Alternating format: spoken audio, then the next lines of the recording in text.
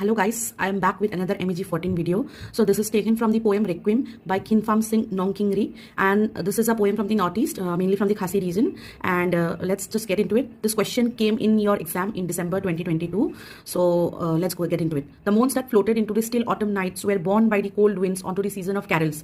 So these lines are taken from the poem Requiem, written by Kympham Sing Nongkynrih, a Khasi poet. This poem is a dirge written on the death of a young woman, Mary. So dirge is actually something which is sung after a death of a person, like in funeral or something. So dirge is that, it is that meaning. So the moons are deeply associated with the still autumn nights, the cold winds, the plaintive note of the cock crowing, and the muezzin's call. So muezzin is like जो नमाज पढ़ते हैं ना, उनको muezzin बोलते हैं. Such disparateness, the state or quality of being utterly different or distinct in the use of images, intricately and subtly conveys an emotion. The stillness of mourning, someone who is stunned into silence by the moan of someone who is going to die, probably unattended, is pictured in the first part of the poem. But through the sounds heard by the poet, it is clear that the suffering of Mary is acute and fatal, accentuated by the murky symbolism and the trenchant का meaning vigorous होता है, imagery, which reminds one of Shakespeare's sonnets dealing with time, change and death.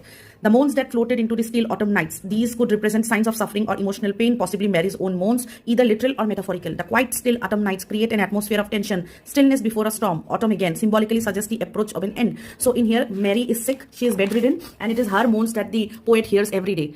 A time of fading light and waning life.